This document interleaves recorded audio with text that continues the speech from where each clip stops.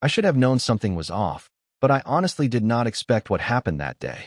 We were sitting at the Thanksgiving table at my wife Amanda's parents' house, surrounded by her whole family, and I truly believed it was just another holiday meal. Her parents, Tom and Linda, hosted Thanksgiving every single year at their place in the suburbs.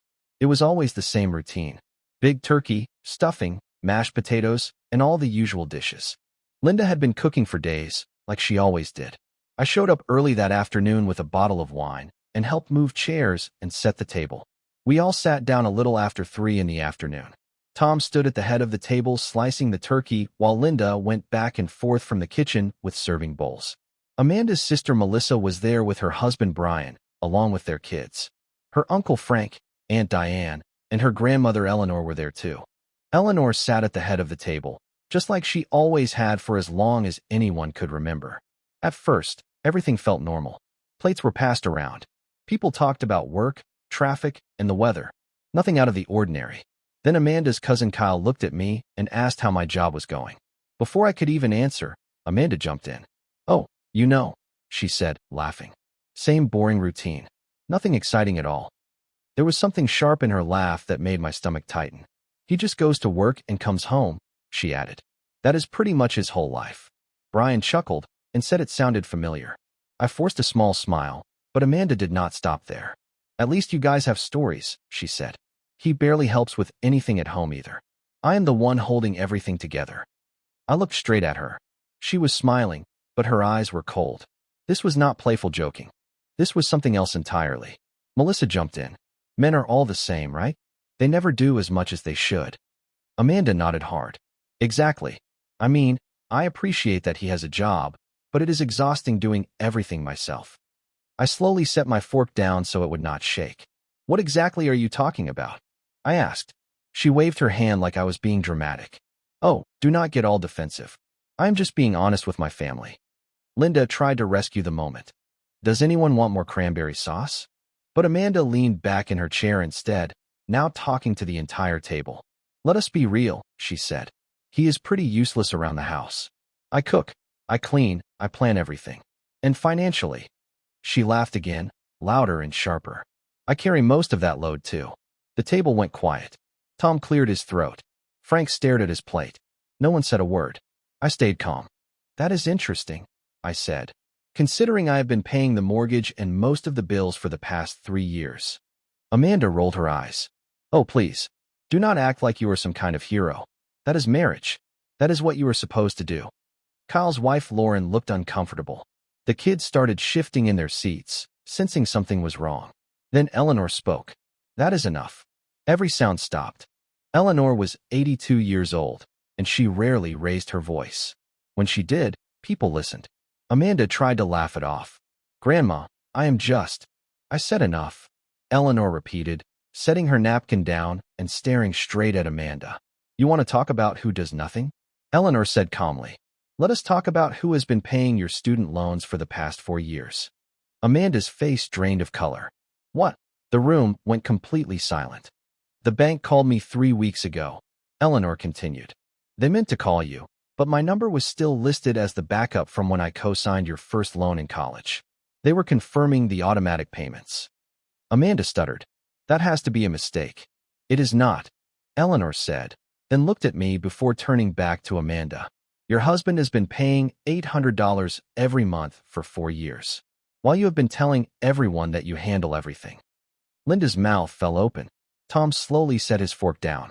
I stayed quiet and watched Amanda struggle for words. "Grandma, you do not understand," she said. "We share money. It is complicated." Eleanor cut her off. "Do not insult me. I know exactly what is happening. You have been lying about your marriage, and now you are humiliating this man in front of your entire family." Amanda looked around the table, desperate for support. No one met her eyes. Eleanor stood up slowly, bracing herself on the table. She looked at me with genuine sympathy. "Divorce her," she said plainly. "You deserve better." The silence afterward was absolute. Even the kids stopped moving. Amanda's face turned bright red. "Grandma, you cannot just say that." "I can, and I did," Eleanor replied, sitting back down and calmly picking up her napkin. I pushed my chair back and stood up. Everyone watched me. "I am going home," I said quietly. Thank you for dinner, Linda. Amanda grabbed my arm. Wait. You cannot just leave. We need to talk. I looked at her hand on my arm, then at her face. No, we do not, I said. I pulled away and walked toward the door. Behind me, I could hear her trying to explain, trying to fix what she had broken. Her family was not buying a word of it. I got into my car and drove away by myself, leaving her behind to deal with what she had started. By the time I pulled into the driveway, it was around 6 in the evening. The house was silent. I went inside, sat down in the living room, and left the lights off.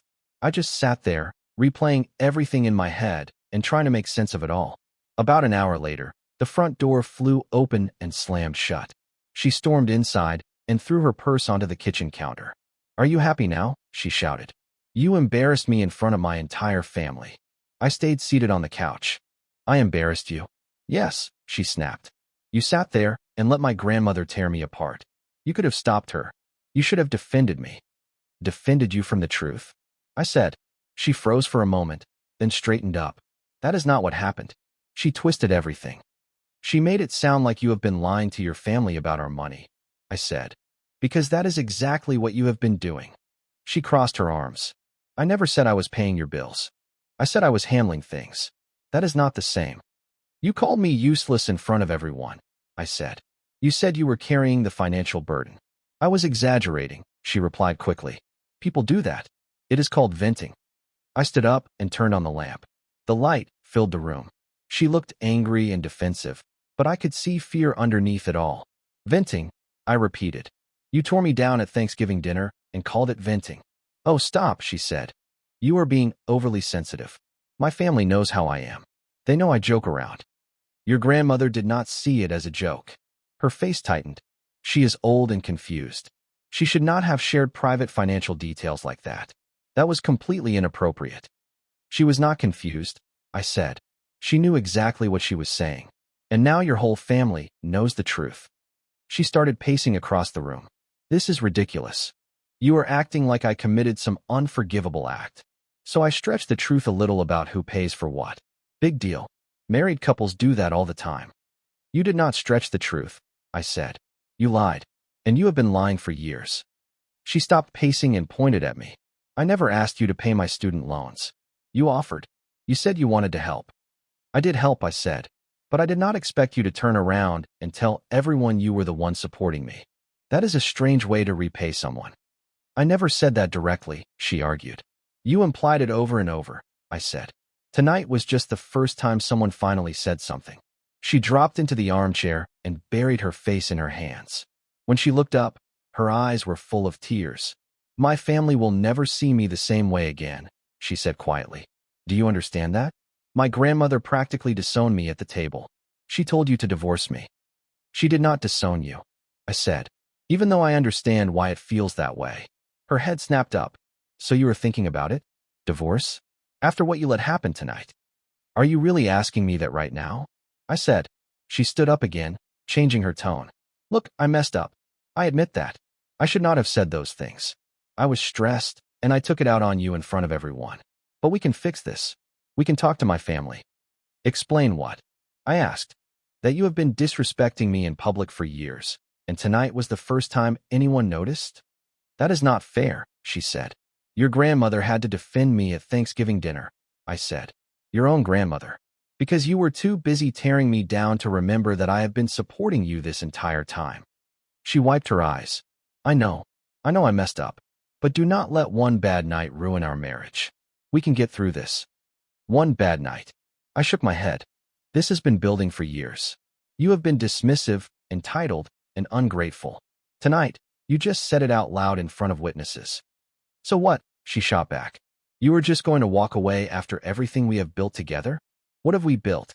I asked. A house I pay for and bills I cover while you act like you are doing me a favor just by being here? She flinched. That is cruel. It is honest, I said. She sat down again, crying harder. Please. We can go to counseling. We can work through this. I will apologize to my family. I will fix it. You cannot fix this, I said. Your grandmother saw through it. Your parents saw it too. Even your sister looked uncomfortable. They will get over it, she said. Families fight. They forgive.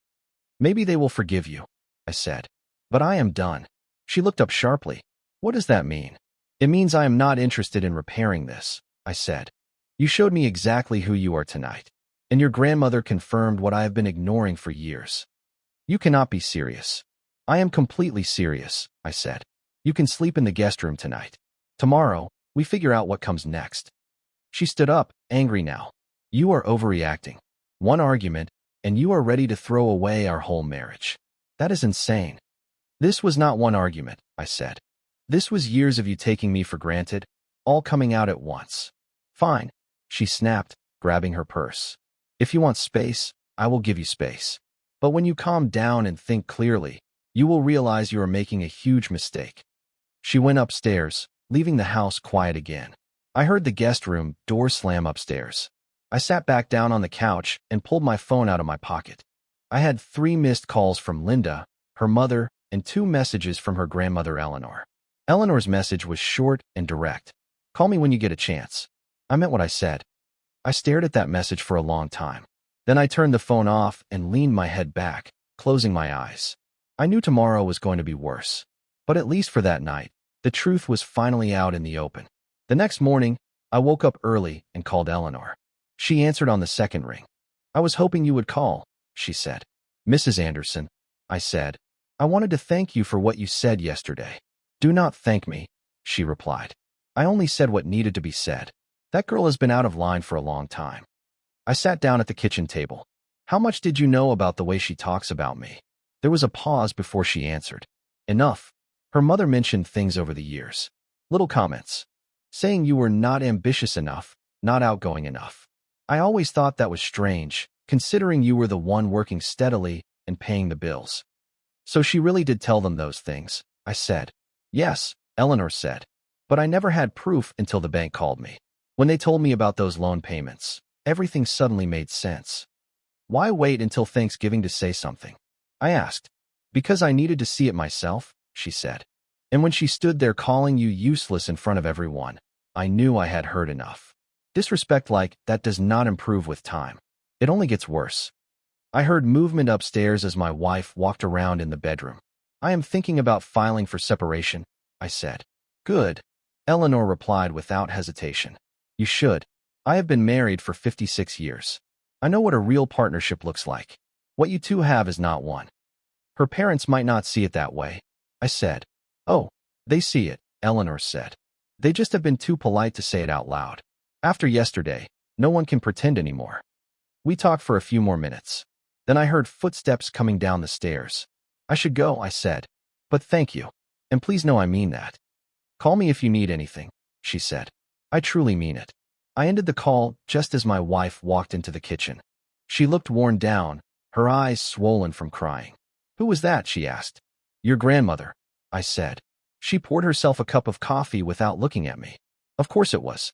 I am sure she had plenty to say. She was checking on me, I said. How thoughtful, she replied bitterly. My own grandmother taking your side. She is not taking sides, I said. She is calling out bad behavior. She slammed the coffee pod down on the counter.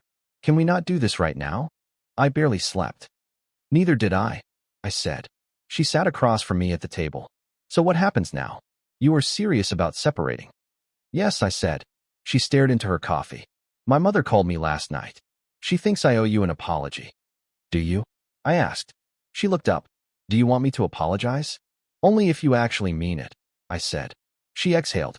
Fine. I am sorry. I should not have said those things at dinner. I was out of line. I waited. What? She asked. That is not enough, I said. You are apologizing because you got exposed, not because you understand what you did. She stood up suddenly. What do you want from me? You want me to beg? I said I was sorry. You have been disrespecting me for years, I said. An apology does not erase that. So nothing I say matters, she said. You already decided. She grabbed her phone off the counter. I am going to my parents' house. I cannot deal with this right now. That is fine, I said. Take whatever you need. She paused at the door. You are making a mistake. When you are ready to talk like adults, let me know. Then she left. The house went quiet again. I spent the rest of the morning going through the finances. Bank statements, credit card bills, loan paperwork. Almost everything was in my name, except her student loans, which I had been paying every month without question. Around noon, Linda called me. I am not trying to take sides, she said carefully. It is okay, I said. I understand. No, you do not, she replied with a sigh. I need to apologize. I have known for a while that she was not being fair to you. I should have spoken up sooner. That surprised me. You knew? Not everything, she said, but enough. The way she talked about you when you were not around. The comments about money. I thought it was normal marriage stress. I did not realize how bad it had become until yesterday. She told me you think she owes me an apology, I said. She does, Linda said. A real one. But I do not think she understands why. She thinks this is about being embarrassed. She does not see how poorly she has been treating you. That is exactly the problem, I said. I know, Linda said quietly. And I am sorry. My mother was right. You deserve better. We talked for another 10 minutes before she had to go. After the call ended, I sat there staring at my phone. Her own mother was on my side. Her grandmother had told me to divorce her in front of everyone. And she was at her parents' house, probably trying to convince them that I was overreacting. I picked up my phone again and called a family law attorney a coworker had recommended months earlier. I had saved the number without ever thinking I would actually use it. The receptionist set me up with a consultation for Monday morning. When Amanda came home that evening, she seemed calmer, but I could still feel the tension in the room. I talked to my parents, she said. They think we should try counseling before making any big decisions. I have a meeting with a lawyer on Monday, I said. Her face drained of color. You what? I am not interested in counseling, I said. I am interested in ending this marriage. You cannot be serious, she said. You are actually doing this. Yes. She slowly sat down. Over one fight at Thanksgiving dinner. No, I said. Over years of disrespect that finally exploded in front of your family at Thanksgiving dinner. This is crazy, she said. You are throwing everything away because I made one mistake. It was not one mistake, I said. It was a pattern. And yesterday, everyone finally saw it. She put her head in her hands. I cannot believe this is happening. Believe it, I said. She looked up, her eyes hard. Fine. If that is how you want to play this, do not expect me to make it easy. I stood up. I do not expect anything from you anymore. That is the whole point. I went upstairs and left her sitting alone at the kitchen table. I could not wait for Monday to arrive.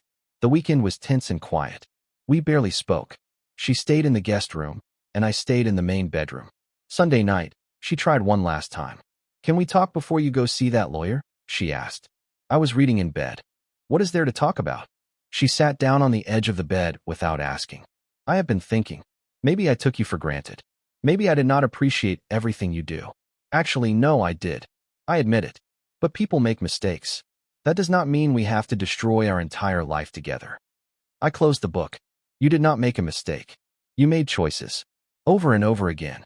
Every time you told your family I was not good enough. Every time you minimized what I contribute. Every time you put me down to make yourself look better. I know, she said. And I am trying to fix it. How? I asked. By admitting it now that you got exposed? That is not fixing anything. That is damage control. She stared at her hands. What if I paid you back for the loans? Would that help? I almost laughed. With what money? You have not saved anything. I know because I have seen the credit card statements. Her face turned red. I could get a second job. I could figure something out. I do not want your money, I said. I want you to understand why this is over. And you still do not. Then explain it to me, she said. I have been explaining it for 3 days, I said. You are not listening. You are just searching for the right words to change my mind. She stood up. So that is it. Nothing I say matters. Not anymore, I said. She walked to the door and stopped. You are going to regret this. When you are alone and realize what you gave up, you are going to regret it. I will take my chances, I said. She left without another word. Monday morning, I met with the attorney. His name was Mr. Cole. He was in his 50s, calm and professional. Tell me what is going on, he said. I told him everything.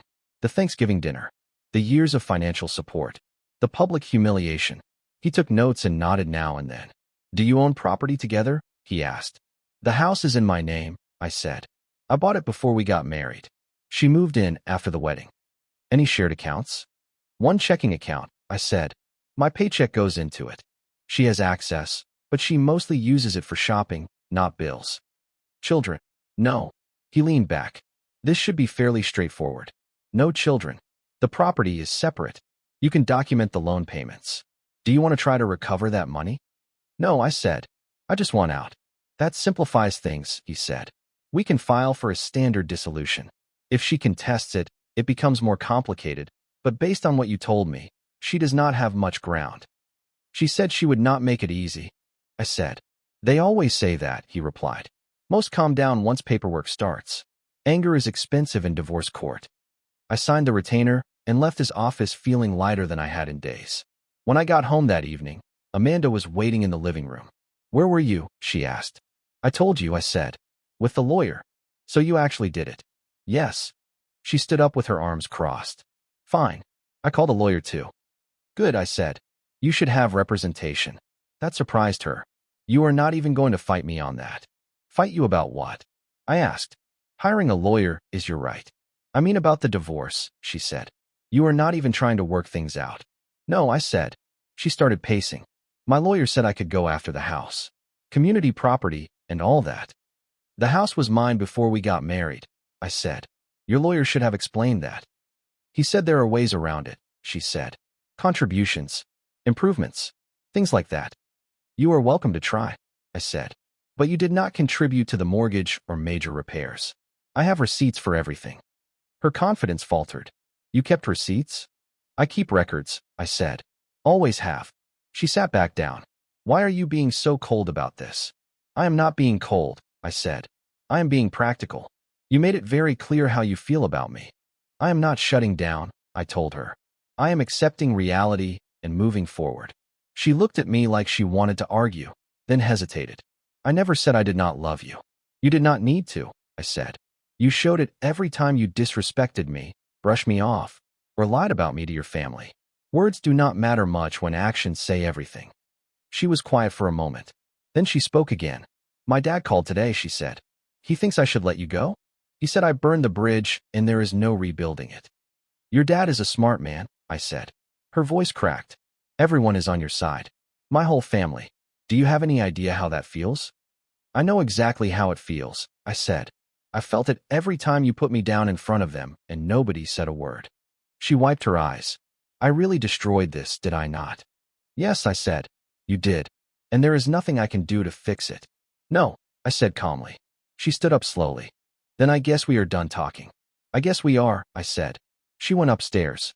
A little later, I heard her on the phone in the guest room, probably calling her lawyer again. I stayed in the living room and opened my laptop. Mr. Cole had emailed me a checklist of documents to gather. Bank statements, tax returns, proof that the house was separate property. I started sorting everything into folders. My phone buzzed. It was a message from Eleanor. How did it go with the lawyer? Good. I typed back. We are moving forward. Proud of you, she replied. This is the right decision. I set the phone down and kept working. The faster I got organized, the sooner this would be over. For the first time in years, I felt like I was in control of my own life. Things moved quicker than I expected. Within 2 weeks, Mr. Cole filed the dissolution paperwork. She was officially served at her parents' house, where she had been staying most nights. Her lawyer contacted mine with a list of demands. She wanted half the value of the house, spousal support, and money for emotional distress. Mr. Cole called me after reviewing it. This is a fantasy list, he said. She has no legal footing for any of it. So what happens now? I asked. We respond with facts, he said. The house was purchased before marriage. Finances were separate. No children. No grounds for spousal support, since you both work and the marriage was short. Will this go to court? I asked. Only if she wants to waste money, he said. Most likely, her lawyer will explain reality and she will settle. He was right.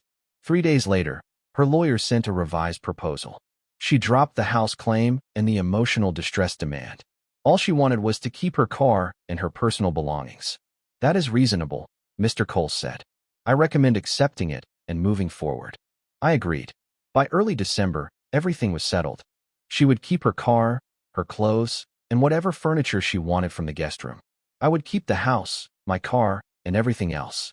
From that point on, she would be responsible for her own student loans. The day we signed the final papers, I saw her in the parking lot outside the law office. She looked smaller somehow. Tired. Can we talk for a minute? She asked. If you want, I said. We sat on a bench outside. It was cold, but neither of us suggested going back inside. I talked to my therapist, she said. She thinks I have issues with self-worth. That I put you down to make myself feel better. That sounds accurate, I said. I am working on it, she added quietly. For what it is worth. That is good, I said. You should. She looked at me. Do you hate me? No, I said. I am disappointed. But I do not hate you. My grandmother still will not talk to me, she said. My mom barely does. My dad just looks at me like he is ashamed. They will come around, I said. Families usually do. You sound confident. I am, I said. I know your family. They are good people. They are just processing what happened. She pulled her coat tighter. I never meant for things to get this bad. I thought I was just venting. I did not realize how much damage I was doing. That was the problem, I said. You did not realize it. And by the time you did, it was too late. She hesitated. If I had apologized sooner, if I had been honest earlier, would anything have changed? I thought about it. Maybe. If you had truly understood what you did wrong. But every conversation we had was about controlling the fallout, not taking responsibility. She nodded slowly. You are probably right. We sat in silence for a moment. What are you going to do now? I asked. Stay with my parents for a while, she said. Save money. Figure out how to pay my loans myself. She let out a bitter laugh. Turns out being an adult is harder when no one is covering for you. You will figure it out, I said. She looked at me. And you? Will you be okay? I will be fine, I said. She stood up. Well, I guess this is it. I guess so. She walked to her car without looking back. I watched her drive away, then went inside to sign the last documents. Mr. Cole shook my hand. Congratulations. You are officially single. Thanks, I said. Any plans for the holidays? Quiet ones, I said. Just me and some peace. He smiled. That sounds perfect. I drove home that afternoon. The house felt different. Emptier, but not in a bad way. She had taken the guest room furniture and a few kitchen items. I did not mind. That evening, my phone rang. It was Eleanor. I heard it is final, she said. And for the first time in a long while, I felt like everything was finally going to be okay. This morning, how are you holding up? Eleanor asked me over the phone. Better than I expected, I said honestly. I feel relieved. That is exactly how you should feel, she said. You did the right thing. Have you talked to her? I asked. Not yet, she said. I am still upset. I will talk to her eventually. She is my granddaughter, and I love her, but I do not like what she did to you. She knows she messed up, Eleanor continued. For whatever that is worth, it does matter. It is something, I said. Just not enough to save the marriage. That is true, she said. We talked for a little while longer. Before we hung up, she surprised me. I want you to come to Christmas dinner, she said. You do not have to do that, I replied. I want to, she said. You are family, divorce or not. And if I am being honest, it would probably drive her crazy. I laughed. I appreciate the offer, I said, but I think I will pass. She should have her family back. I do not want to make things more awkward than they already are. You are a better man than most, Eleanor said. She is lucky you are handling this with grace. I am just ready to move on, I said. After we hung up, I sat in the living room with a beer and looked around. This was my space now. Completely mine. No more walking on eggshells. No more criticism dressed up as jokes. No more wondering if I was ever good enough. I picked up my phone and scrolled through messages. A few friends had reached out after hearing about the divorce. One invited me to a poker night the following week. Another suggested lunch. I replied yes to both. Yes to poker. Yes to lunch. Yes to moving forward. The house was quiet, but it was a good kind of quiet. The kind that lets you think. The kind that lets you breathe. I finished my beer and went to bed early. The next day felt like a clean slate. And for the first time in years, I was actually looking forward to what came next. 3 months later, I was doing better than I had in a long time. The house was fully mine now. I repainted the guest room and turned it into a home office. I bought new furniture and finally made the place feel like it belonged to me instead of feeling like a space I was just borrowing. Work was steady. Same job. Same routine. But without the stress of going home to constant criticism, everything felt lighter. My boss even noticed and told me I seemed more focused. I reconnected with friends I had drifted away from during the marriage. Poker nights became a regular thing. I started going to the gym with my coworker Walter. Nothing extreme. Just staying active and getting out of the house. Eleanor and I stayed in touch. She called every few weeks to check in. Eventually, she started speaking to my ex again, but she kept those conversations separate from ours. She is doing okay, Eleanor told me in February. She got her own apartment and is finally dealing with those loans. She asks about you sometimes. What do you tell her? I asked. That you are doing well, Eleanor said. Because you are. In March, I ran into her mother Linda at the grocery store. It was awkward for about 10 seconds. Then she smiled. You look good, she said. Thanks, I replied. How have you been? Busy with the grandkids, she said. Then she paused. I am glad you are doing well. You deserve it. I appreciate that, I said. She hesitated before adding. She is learning. Slowly, but she is learning. That is good to hear, I said. We talked for a few more minutes, then went our separate ways. It was not uncomfortable. Just two people who used to be connected, acknowledging that life moves on. I never ran into my ex directly. I heard through Eleanor that she was working 2 jobs to cover her expenses. She was seeing someone new, nothing serious, and going to therapy regularly. Part of me was glad she was getting help. Another part of me felt nothing at all. She was no longer my responsibility. By spring, I barely thought about the marriage. When I did, it felt like remembering something that happened to someone else. The man who paid his wife's loans while she told everyone he was useless felt like a stranger now. I was not that man anymore. One Saturday in April, I was working in the yard when my neighbor Roger walked over. I am having a barbecue next weekend, he said. You should come. Bring whoever you want. I will be there, I said. Just me, though. That works, he said. My sister-in-law will be there. She is single, if you are interested. I laughed. I'm not looking for anything right now. Fair enough, he said. Offer stands if you change your mind. The barbecue was easy and relaxed. Roger's sister-in-law was nice. We talked about work, music, and nothing serious. She gave me her number. I said I would text her. Maybe I would. Maybe I would not. The important part was that I had the choice. That night, I sat on my back deck with a beer and looked out at the yard. I had planted new trees in March. They were small, but they would grow, and I would be there to see it. My phone buzzed. A message from Eleanor. Thinking about you. Hope you are well. I smiled and typed back. Doing great. Hope you are too, always. She replied, You are a good man. Do not forget that. I set the phone down and finished my beer. The sun was setting, turning the sky orange and pink. It was quiet except for birds and the distant sound of a lawn mower. This was my life now. Simple. Peaceful. Mine. No drama. No criticism. No walking on eggshells. No wondering if I was enough. I was enough. I had always been enough. It just took losing someone who could not see it for me to finally believe it myself. I went inside, locked the doors, and got ready for bed. The next morning, I had breakfast planned with Walter, then more work on the office. Normal things. Good things. As I turned off the lights, I briefly thought about that Thanksgiving dinner.